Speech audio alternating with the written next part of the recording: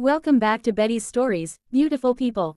If you're new here, hit that subscribe button and turn on notifications because I drop a brand new real-life drama every single day.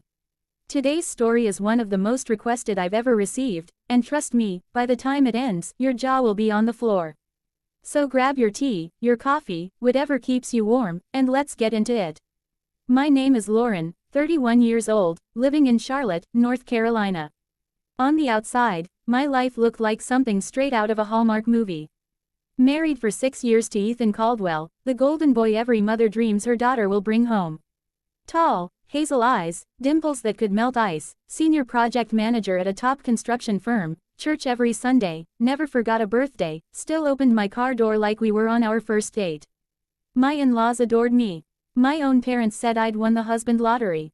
And 6 months ago, when the test showed 2 pink lines, Ethan cried real tears, kissed my still flat stomach, and whispered, "You've just made me the happiest man alive."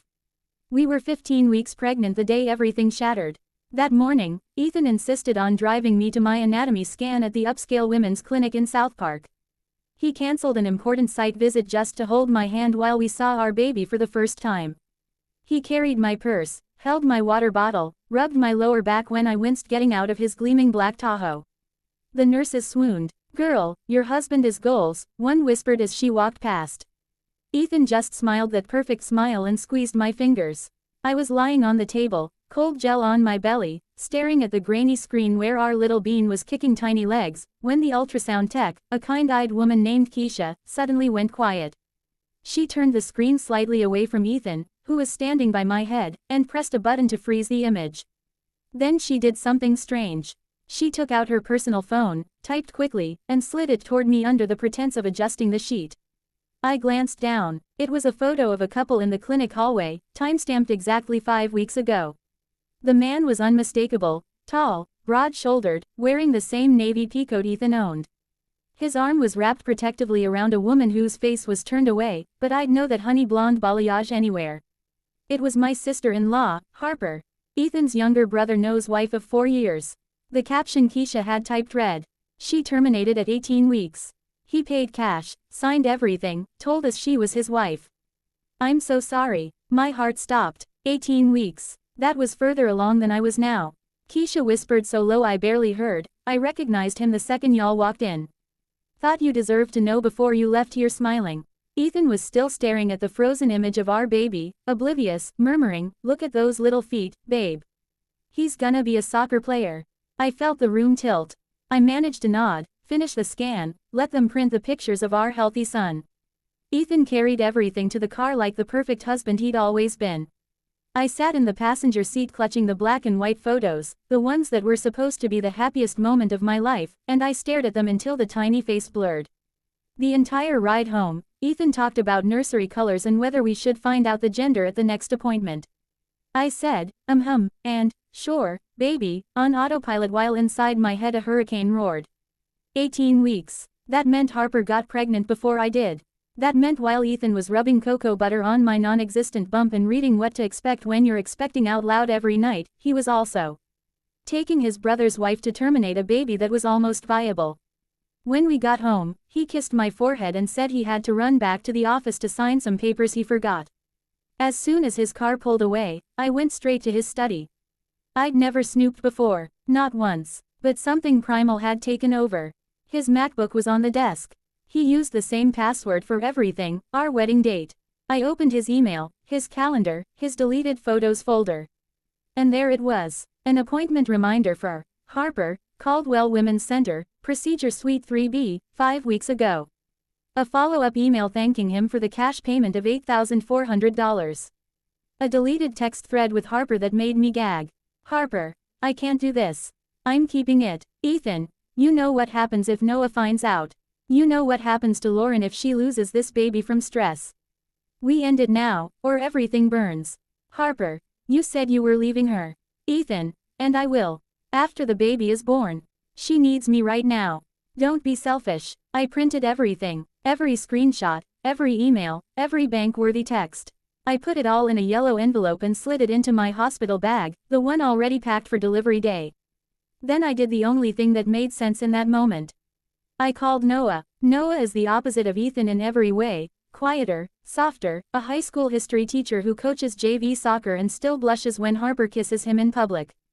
They'd been trying for a baby for 3 years. Harper kept saying it just wasn't happening yet. He answered on the second ring. Hey, Lore, everything okay with the scan?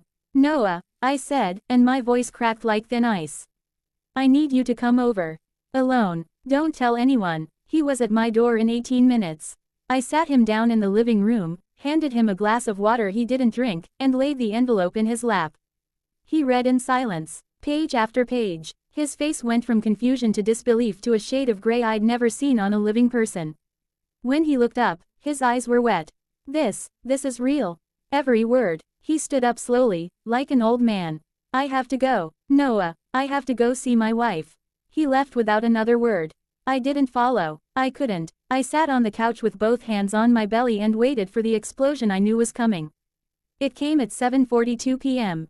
Ethan walked in, loosening his tie, smiling like always. Missed you, babe. Thought we could order from that Italian place you love in. His phone started blowing up. Call after call. His parents, Noah, Harper, unknown numbers. He stared at the screen, confused, then looked at me. I was standing in the kitchen doorway, arms crossed over my 15-week bump. Answer it, I said quietly. He did. Noah's voice came through the speaker, raw and broken. Tell Mom and Dad to come to our house. Now. Tell them what you did to my wife. Tell them about the baby you murdered. Ethan dropped the phone. It clattered on the hardwood like a gunshot. Lauren, he whispered, whatever he told you. I have the receipts, Ethan. All of them. He lunged for me, not violently, but desperate, like a drowning man grabbing a rope. Let me explain. It was a mistake. She seduced me. I panicked. I was trying to protect you. I stepped back so fast I hit the counter. Protect me? You forced a woman to kill an 18-week-old baby because you were scared of your own family finding out you couldn't keep it in your pants. He fell to his knees right there in the kitchen, sobbing like a child. I'll fix it. I'll do anything. Therapy, church, whatever you want. You don't get it, I said, and my voice didn't even shake. You don't get to fix this.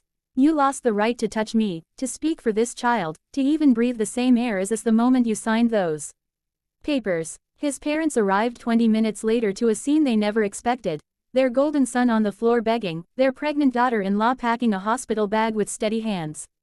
His mother took one look at the printed emails I'd left on the coffee table and aged 10 years in 10 seconds.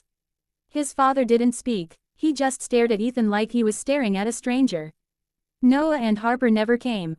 Later I found out Harper had locked herself in their bathroom with a bottle of pills. Noah kicked the door down and called 911. She lived, but something inside her died that night anyway. I left that same evening. My mama drove 4 hours from Raleigh without asking a single question. She just opened the car door, took my bag, and said, "Get in, baby. You're coming home." I filed for legal separation the next week.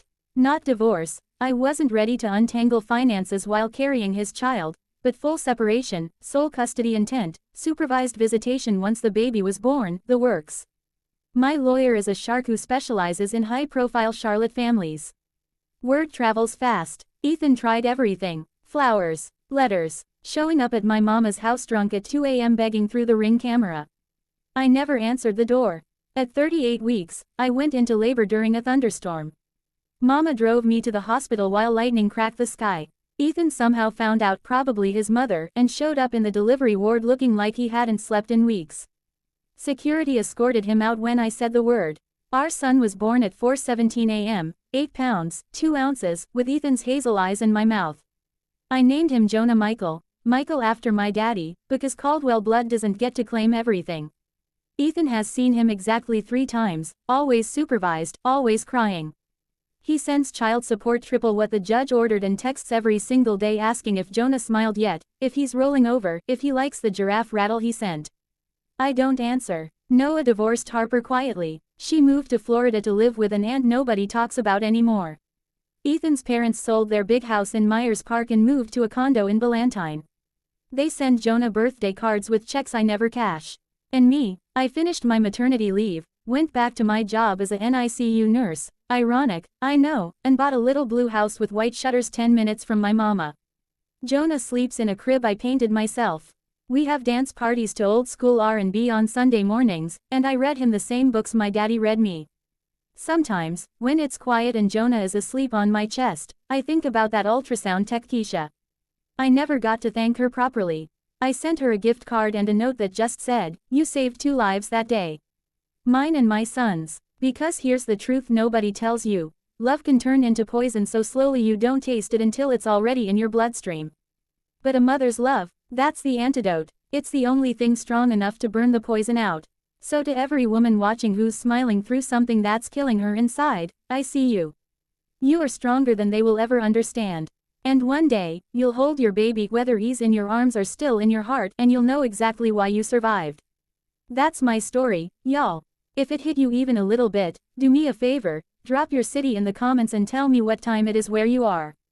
I read every single one. And if you're not subscribed yet, come join the family.